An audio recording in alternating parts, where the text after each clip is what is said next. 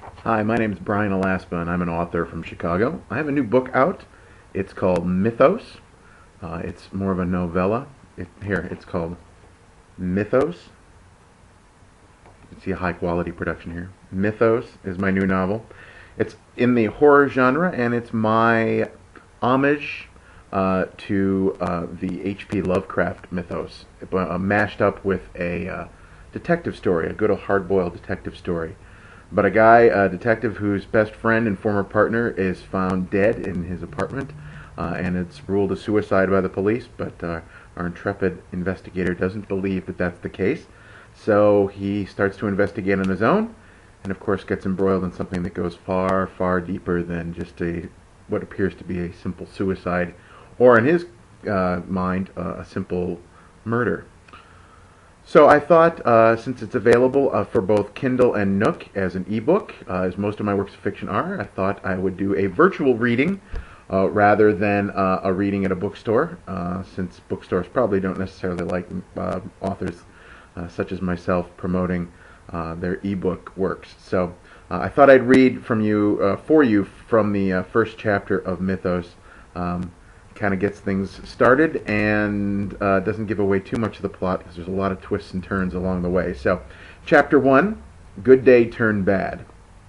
It was one of those Chicago winter days that you hear people who aren't from Chicago complain about. They use it as a reason for not wanting to live in Chicago, as if the people who do live there have some sort of masochistic streak. What most don't realize is that we Chicagoans actually take a kind of pride in surviving the harsh winters. Chicago is not the frozen tundra that so many seem to think it is, complete with polar bears walking down Michigan Avenue. I was feeling pretty good for a day as gray as it was. Most people do start to suffer from some kind of seasonal affective disorder, but the winters here seldom got me in the same way. I actually preferred bundling up and wearing baggy winter clothes. I considered it a public service, since the less of me that was publicly visible, the better. So I was actually enjoying the bite of the wind against the skin of my face as I stepped out of my modest three-bedroom apartment and walked the block to my car. It usually bodes well when my car manages to start without stalling or protesting too much, so I figured I was in for a good day at the office when my car started immediately. The sun was just starting to peek over the tops of the houses, and traffic was already heavy, as usual. Chicago seems to run a kind of constant rush hour during the week. I had my own business, but I like to keep a tight schedule and try and show up on time. I had one employee, and I like to set a good example. Of course, my secretary offered me little to no respect, but that was okay since I pretty much encouraged it. I was hardly a tough-as-nails boss. I spent much of my time out on assignments anyway, so I just asked that she be there to answer the phone and make sure I got my messages. As far as that went, she did a great job. Today I was planning on spending the day in the office. As a private investigator, I often had days where most of my research was done online. These days I was getting hired more and more to do background checks instead of following cheating spouses. I had software that allowed me to check into almost any area that was generally of interest to my clients. I tended to let the background checks pile up a bit so that when I had a day like this, I could spend it in the office and stay relatively warm. I liked the fact that I was able to find an office that was not only affordable but also close to where I live. While the rest of the city was climbing through traffic, I just had a short 20-minute ride and I was at work. Of course, in the days when I did have to go into the field or head downtown, I was just as screwed as the rest of the citizens, but most of the time it played right into my hands. I was at the office in no time that morning and once again was looking forward to my day. I stopped at the nearby 7-Eleven and decided to get a cup of coffee. I sipped the hot liquid and closed my eyes for a moment and I stepped out into the cold air again. I enjoyed the psychological caffeine rush almost as much as the actual rush that would come once it had worked its way through my system. I walked maybe 20 yards to the front door of the office. I took my keys and unlocked the door and pushed against the heavy wooden glass door.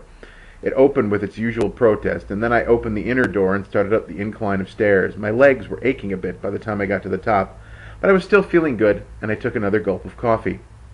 I was early, and I knew that Tracy would not be in just yet, so I found the key and opened the second wooden glass door for the morning. I smiled, like I usually did, at the sight of my name stenciled on the smoked glass, and then swung the door inward. This was home, and it felt good to be here. The place was warm, heated by old radiators that I had little, if any, control over as far as temperature. I took off my coat and put my lunch in the small fridge. I looked over Tracy's desk and shook my head at the clutter there.